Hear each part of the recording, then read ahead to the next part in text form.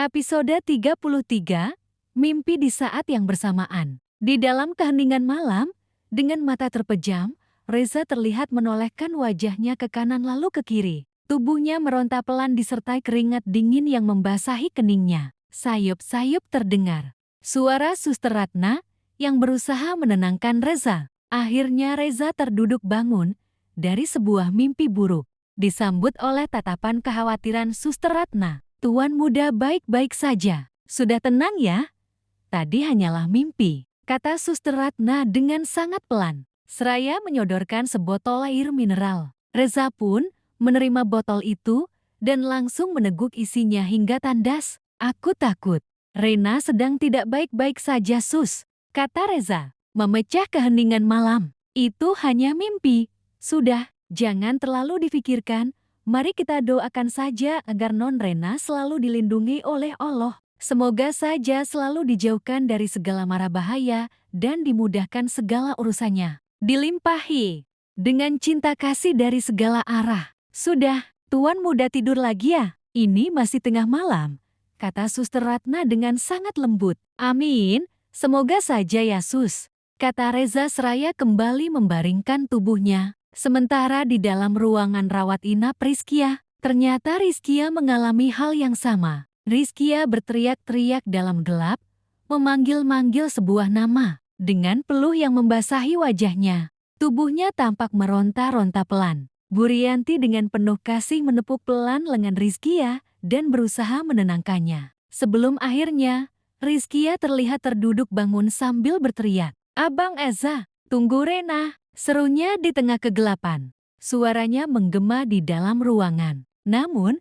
ketika kesadaran mulai merayapi dirinya, dia pun melihat ke sekelilingnya dengan wajah bingung. Rizkia melihat ke arah Bu Rianti yang menatapnya dengan penuh kecemasan di tepi ranjang. Begitu pula dengan Pak Tauni yang berdiri di dalam ruangan yang sama. Tiba-tiba saja, Rizkia langsung memeluk erat Bu Rianti. Dengan tubuh sedikit bergetar. "Aku takut, Bu," seru Rizkia, sembari terisak. Sudah, tenang ya, ada ibu di sini, itu hanya mimpi. Ini minum dulu biar kamu tenang, kata Bu Rianti. Seraya menyodorkan air mineral kepada Rizkia. Setelah minum beberapa teguk, Rizkia kembali memeluk Bu Rianti, sementara Bu Rianti menyambutnya dengan tepukan penuh cinta di punggung Rizkia. Sudah, ayo tidur lagi ya, kata Bu Rianti dengan sangat lembut, serta dengan pelan mendorong kedua bahunya agar kembali berbaring.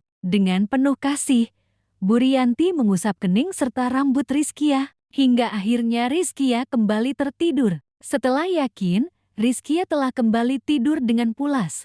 Barulah Bu Rianti beranjak pergi. Bu Rianti menyusul suaminya yang telah duduk di sofa dengan sangat pelan. Seolah dia takut akan menimbulkan suara yang bisa membangunkan Rizkia. Aku takut Rizkia terguncang, Mas. Sudah sejak kemarin siang dia selalu seperti itu. Mengigau dalam tidurnya dan ketakutan, kata Bu Rianti dengan kedua tangan menutup wajahnya. Suara isakan pun terdengar pelan. Syut, sudah. Nanti anakmu bangun, Bu. Kalau kamu mau menenangkan diri, lebih baik kita keluar dulu agar tidak mengganggu anakmu, kata Pak Tauni, berusaha menenangkan istrinya. Tidak usah, Mas, aku di sini saja. Takutnya dia mimpi buruk lagi. Sudah kamu tidurlah, aku tidak apa-apa, jawab Bu Rianti dengan nada lirih. Ketika azan subuh berkumandang, Pak Tauni segera bangkit dari duduknya dan menuju ke kamar mandi. Selesai menjalankan salat subuh,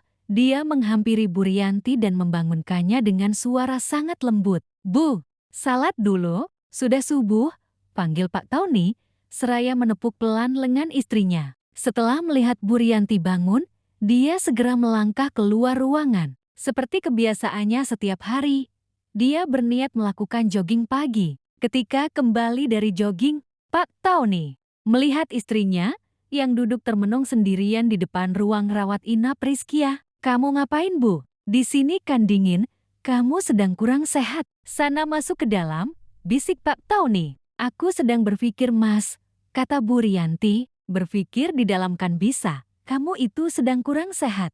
Nanti kamu ikut sakit loh. Tadi sore saja kamu sudah muntah-muntah kan?"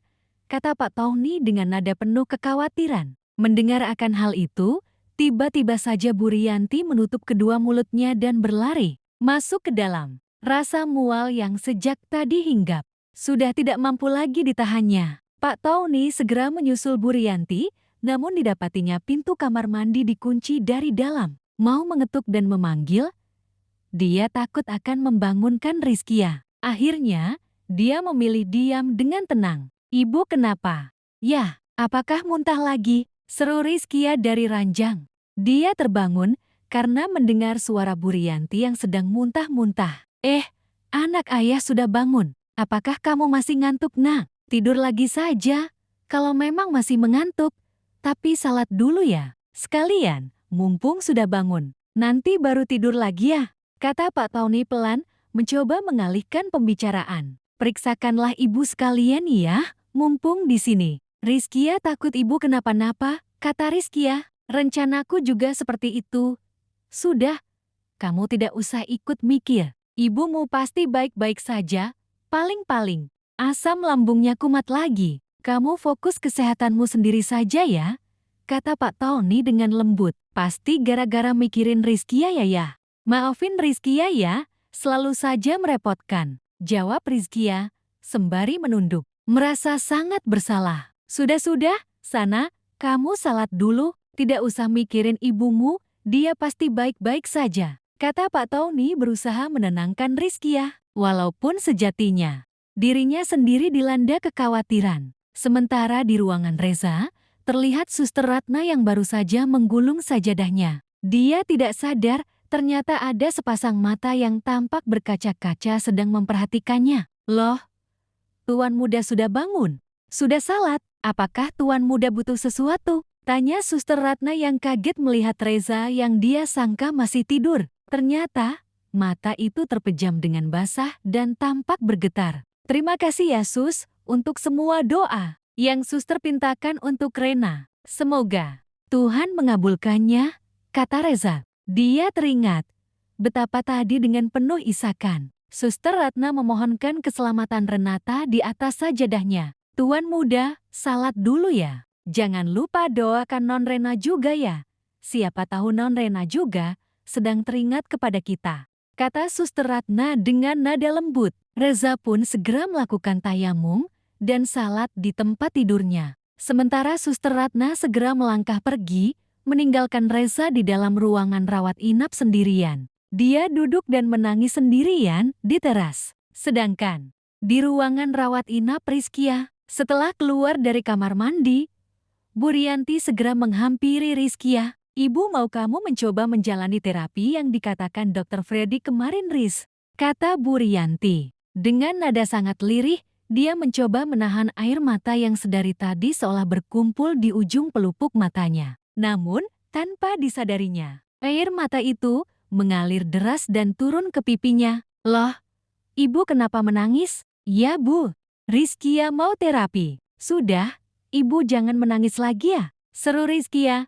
Kaget ketika melihat ibu angkatnya itu menangis. Benar, kamu mau terapi Riz? Kamu tidak bohong kan? Tanya Bu Rianti, memastikan sekali lagi. Iya Bu, Rizkia mau. Sudah, ibu jangan menangis lagi, jawab Rizkia, sembari ikut terisak. Dia tidak tahan melihat Bu Rianti yang terisak. Nanti ibu bilang sama Dr. Freddy supaya membuatkan janji temu secepatnya ya, kata Bu Rianti. Ya Bu, terserah ibu saja, kata Rizkia. Tapi kamu jalani terapinya benar-benar ya, jangan hanya karena ibu doang, kata Bu Rianti. Iya, Bu, sudah, ibu tenang saja ya, kata Rizkia. Tak lama Raffi dan Wina tampak muncul dari balik pintu dengan wajah yang ceria. Rizkia pun menyambutnya dengan tatapan berbinar-binar senang. Loh, sudah muncul lagi 2 ekor ini, sama siapa kalian? Seru Pak Tony,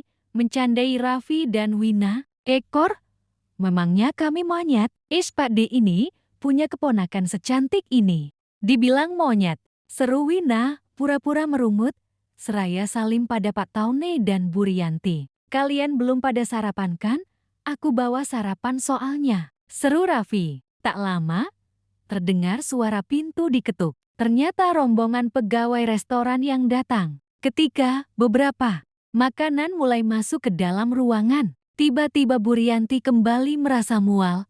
Dia pun segera berlari menuju ke kamar mandi. Ketika keluar dari kamar mandi, Burianti seperti tidak tahan mencium aroma masakan yang memenuhi ruangan. Dia pun kembali masuk ke dalam kamar mandi. Melihat hal itu, Pak Tony pun menjadi semakin cemas. Tak lama kembali terdengar suara ketukan pintu. Pak Tony bergeser dan membukakan pintu. Ternyata Dendra yang datang, sembari membawa bunga, serta parsel buah bersamanya. Loh, kalian juga di sini? Wah, baru aku mau menawarkan sarapan. Kok ternyata sudah ada sarapan?